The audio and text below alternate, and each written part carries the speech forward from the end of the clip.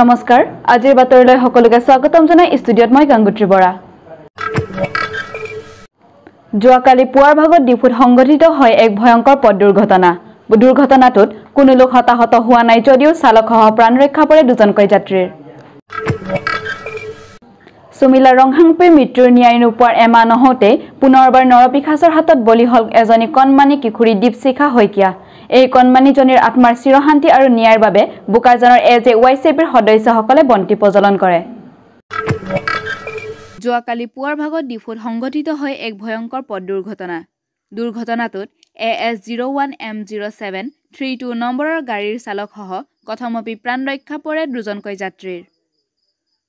গাড়ী চালক ৰবাৰ্ট চাংমাই সাংবাদিকৰ আগত প্ৰকাশ কৰা অনুসৰি তেওঁ সুইফ্ট ডিজায়াৰখনত দুজন যাত্ৰীসহ ডিফুৰ পৰা বৈঠালাংছ দিশে যাত্ৰা কৰিছিল ডিফুৰ সমীপৱৰ্তী বিৰলা তিনিআলিৰ সন্মুখত গৈ পাওঁতেই তেওঁৰ গাড়ীখনৰ সন্মুখৰ চকাৰ বায়ু ওলাই যোৱাত নিয়ন্ত্ৰণ হেৰুৱাই গাড়ীখন ৰাস্তাৰ কাষত ওলোটাকৈ বাগৰি পৰে ঘটনাৰ খবৰ লাভ কৰি ডিফু আৰক্ষীয়ে ঘটনাস্থলীৰ পৰা দুৰ্ঘটনাগ্ৰস্ত গাড়ীখন উদ্ধাৰ কৰে আৰু চালকসহ যাত্ৰী দুগৰাকী গুৰুতৰভাৱে আহত নহয় যদিও চিকিৎসাৰ বাবে ডিফু মেডিকেল কলেজলৈ প্ৰেৰণ কৰে ডিফুৰ পৰা অজিত গগৈৰ প্ৰতিবেদন 365 নিউজ ইণ্ডিয়া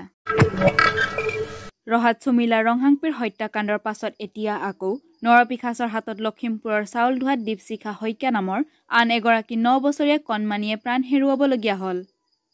এই হত্যাকাণ্ডক লৈ সমগ্ৰ অসমত চাঞ্চল্যৰ সৃষ্টি হৈ আছে এই চৰকাৰক ধিক্কাৰ দি বুকাজনত যোৱাকালি দীপশিখা শইকীয়াৰ ন্যায় বিচাৰি কাৰ্বি আংলঙৰ বুকাজনৰ এজেৱাইচিপিৰ দল সংগঠনে বন্তি প্ৰজ্বলন কৰি প্ৰতিবাদ সাব্যস্ত কৰে কাৰ্বি আংলঙৰ এজেৱাইচিপিৰ সভাপতি জিতু ফুকনে সাংবাদিকৰ আগত জানিবলৈ দিয়ে যে এইখন চৰকাৰে কা নিচিনা আইন আনিব পাৰে যদি এনেকুৱা হত্যাকাৰী কঠোৰৰ পৰা কঠোৰ শাস্তি দিব কিয় নোৱাৰে এতিয়া এমাহ নোহোৱা আগতেই সুমিলা ৰংহাংপীৰ ন্যায় নেপাওঁতে এনেকুৱা ঘটনা আকৌ কিয় হ'বলৈ পালে ব্যুৰো ৰিপৰ্ট 365 নিউজ ইণ্ডিয়া চাউলধোৱা যে কণমানি শিশু দীপশিখা শইকীয়াৰ যে মৃত্যু হ'ল সেই মৃত্যুত আমি অসম জাতীয়তাবাদী যুৱ ছাত্ৰ পৰিষদে গভীৰ শোক প্ৰকাশ কৰিছোঁ আৰু পৰিয়ালবৰ্গলৈ আমি সমবেদনা জ্ঞাপন কৰিছোঁ আৰু আমি ক'ব বিচাৰিছোঁ যে অলপ দিনৰ আগতে আজি এমাহ নহওঁতেই নগাঁৱত যি সুমিলা ৰংহাংপীৰ যি নৃশংসভাৱে হত্যা কৰিলে সেই হত্যাৰ বিচাৰ নহওঁতেই মাৰজাংতে আকৌ পুনৰ এতিয়া লখিমপুৰত এজনী কণমানি 9 বছৰীয়া শিশু 16 ছোৱালীজনীক কিছুমান নৰপিশাচে আমি যি সংবাদ মাধ্যমত গম পাইছোঁ যে ধৰ্ষণ কৰি পেলাই তথা ৰেপ কৰি পেলাই মৃত্যু কৰি পেলাই সেই ছোৱালীজনী কণমানি ছোৱালীজনীক গামোচাৰে দি চিপ দি পেলাই আত্মহত্যাৰ চেষ্টা দিবলৈ তেওঁলোকে প্ৰয়াস কৰিলে সেইকাৰণে আমি আজি এই সংবাদ মাধ্যমৰ আপোনালোকৰ জৰিয়তে ক'ব বিচাৰিছোঁ যে চৰকাৰে অতি শীঘ্ৰে এখন কঠোৰ আইন আনক যদি চৰকাৰে কা আনিবলৈ আইন প্ৰণয়ন কৰিব পাৰে তেতিয়াহ'লে অসমৰ খিলঞ্জীয়া জাতি ভাই ভনীসকলক সুৰক্ষা দিবৰ কাৰণে কিয় আইন এখন আনিব নোৱাৰে আৰু আমি ক'ব বিচাৰিছোঁ যে অকল সুমিলা ৰংহাংপী আজি দীপশিখা হ'ল অনাগত দিনত আৰু কিমান আমি এনেকুৱা কিশোৰী আমি হেৰুৱাবলগীয়া হ'ব আমাৰ নিজৰ সেইকাৰণে এইটো দুখৰ বিষয় আৰু আমি ফাষ্টেগ আদালতৰ যোগেদি খুব খৰতকীয়াকেনে এই কালপিতবোৰক ফাঁচি দিলেহে এটা ব্যৱস্থা হ'ব কাৰণ ফাঁচি নিদিলে তেওঁলোকৰ কোনো ব্যৱস্থা নহয় আৰু চৰকাৰে যদি এনেকুৱা কালপিতবোৰক যদি জেলৰ ভিতৰত সোমাই পেলাই দিনৰ ভিতৰত পিছত মাহৰ পিছত যদি ভাত খুৱায়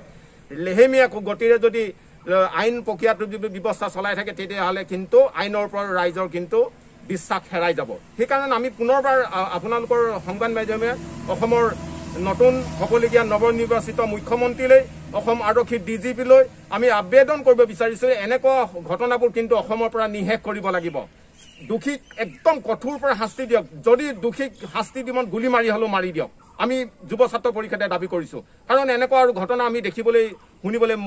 নাপাওঁ যেন কাৰণ এতিয়া মহামাৰী কৰোণা দেখিছে গোটেই ভাৰতবৰ্ষৰ আজি কৰোণাই